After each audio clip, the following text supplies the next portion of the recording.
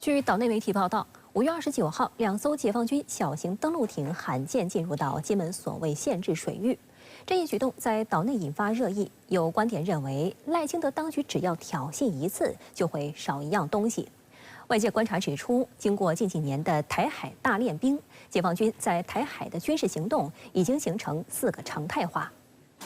解放军联合利剑2024A 演习结束后，浙江海事局发布航行警告，宣布在5月27号至6月15号期间，每天8时至18时，在东海、宁波、象山沿海一带进行实弹射击训练，为期20天。 与此同时，解放军舰机巡台力度不减。据岛内媒体报道，5月28号至6月1号，解放军舰机持续在台岛周边例行巡航。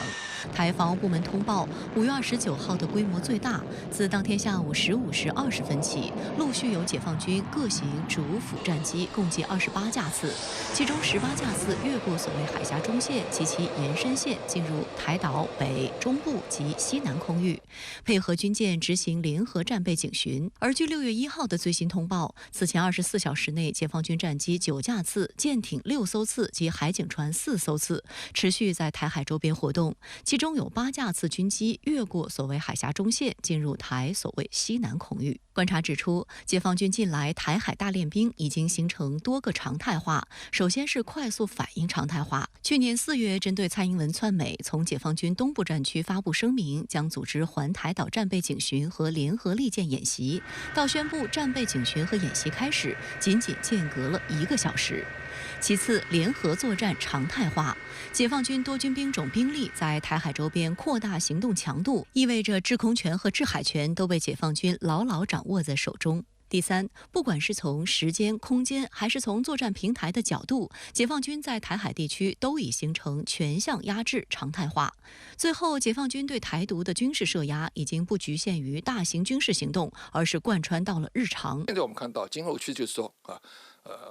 无论有没有什么重大事件那么1年365天，每天24小时，我们军事上就把这个叫冷启动，就是说没有预先的动员和部署，就是说这支部队其实已经准备好了各种应急情况。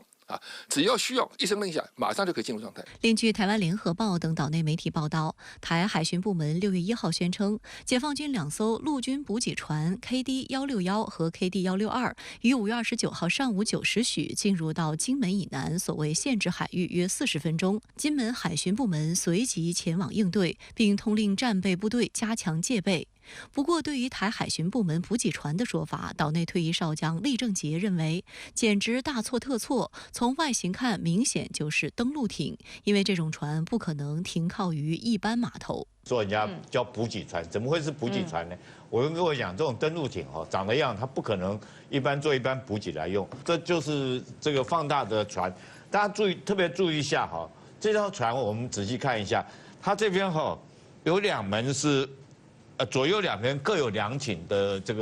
个重机枪，这个是重机枪了，还不是到火炮。重机枪在这边，那前面这个是挡板，把门打下来以后，它里面的人员就可以下来，它只能在沙滩上面来做人员的这个上卸或下载。 有岛内军事专家从装备角度进行分析，指出，解放军2栖作战舰艇种类很多，包括登陆舰、登陆艇、运输舰、2栖攻击舰、2栖指挥舰、2栖货船等。其中071大型船坞登陆舰的排水量约2万吨。东部战区近日发布的粤海杀器系列海报中就包含这款装备。而此次2艘登陆艇属于豫南级的小型多功能登陆艇，可搭载物资200吨，坦克5辆，车辆8辆，艇上搭载61式25毫米双管火炮4门。由于服役时间已超数十年，加上吨位小，目前豫南级一般用于在内河及海岸区域执行运输任务。台湾退役少将厉正杰认为，如果解放军实施登陆作战，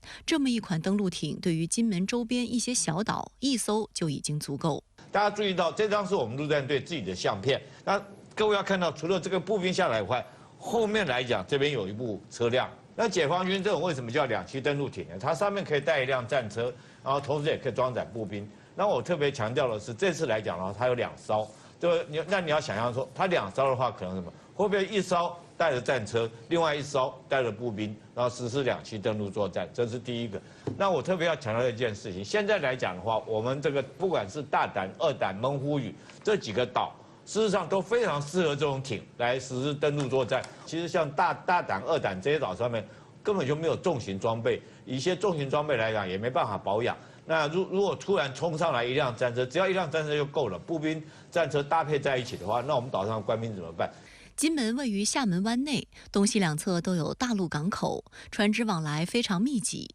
以往大陆船只会从所谓限制水域的边缘朝近路切过。今年2月的厦金海域渔船事件后，大陆海警船在金门水域进行常态化执法巡查。如今解放军登陆艇的出现，引发岛内舆论热烈讨论，认为再次表明所谓禁限水域已经被抹去。军方的官员就说，这是近10年来首次有解放军的小型舰艇进入到了金门的禁限制水域。前海军舰长吕礼师他认为，民进党政府只要挑衅一次，我们就少一样东西。大陆从来没有承认过任何的所谓的中线和所谓台湾当局的一个执法海域。对于金马地区怎么处置包括对整个台湾地区的未来我们人民解放军怎么处置，应该是有各种各样的预案。在正在举行的香格里拉对话会上，中美防长时隔18个月首次面对面会谈，重点谈及台海局势。中美就台湾问题展开沟通有何警示意义？在赖清德520发表台独自白后，大陆一系列反制动作如何精准打击台独？直播港澳台特别策划《台海风云录》对话台湾地区前民代郭正亮，来听一听他的分析。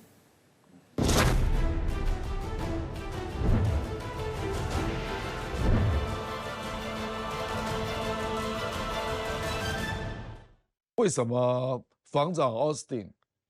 他一定要急着要跟董军见面，在香格里拉，对不对？那他们2个也谈了75分钟嘛，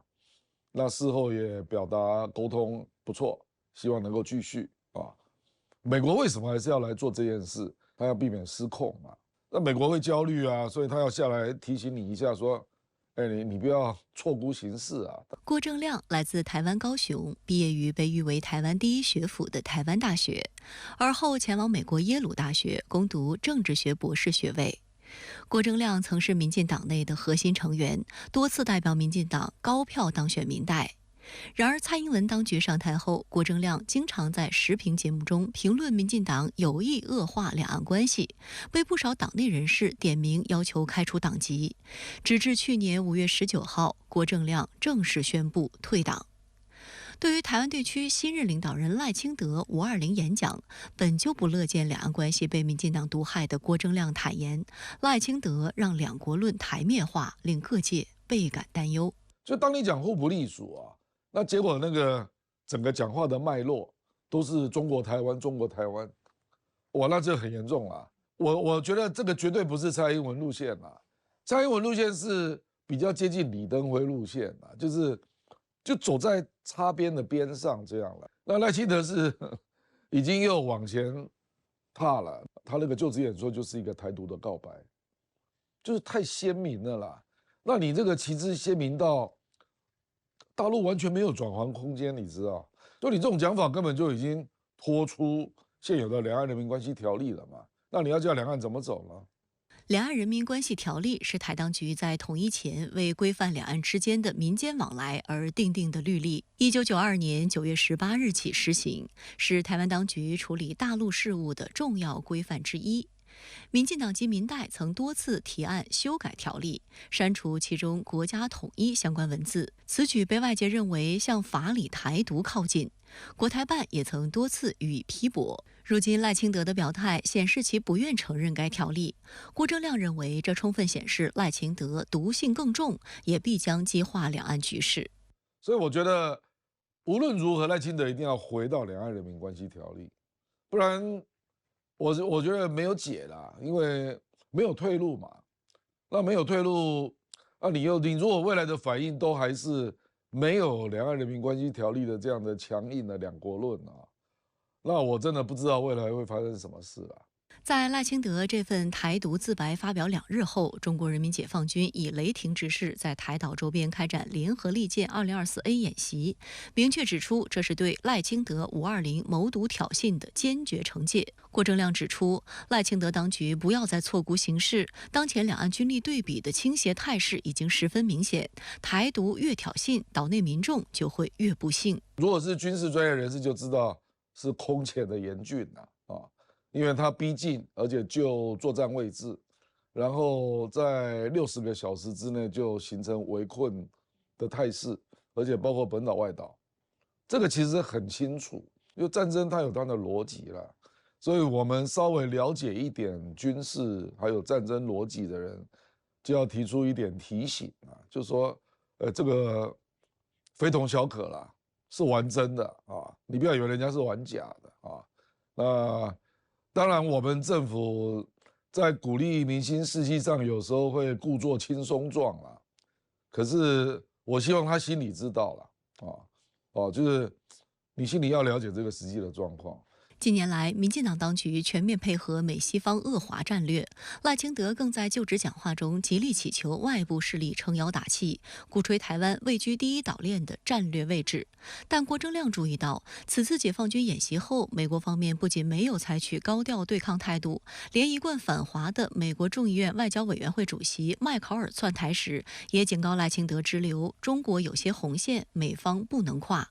深圳卫视注意到，麦考尔还说，如果有一天到达临界点，在台湾地区未挑衅情况下，美国人民就必须面对一个非常困难的抉择。郭正亮认为，这证明如果台独不断挑衅，导致台海兵凶战危，这是美国不愿看到的，美国也不会出手相助。赖清德当局必须要认清这一现实。美国众议院的外交委员会主席他是反中大将，他是大陆的黑名单那照理讲，他来军演之后来见你赖清德，应该讲好话要他的利益这样就好了嘛。他干嘛泼你冷水？他为什么要讲那么白？表示美国看懂了嘛。所以赖清德你不能只看到一面你不能说我在第一岛链，所以美国会保护我，不是这样的。你在第一岛链没有错，可是你跟大陆的法律关系也是很难切割的那大陆把你当作内政问题这个也是事实，美国也知道，不然美国为什么要说不支持台独呢？对于你的行为，难道他就可以允许你为所欲为吗？就是说你在逼近红线的时候，那美国基本上就来警告你了。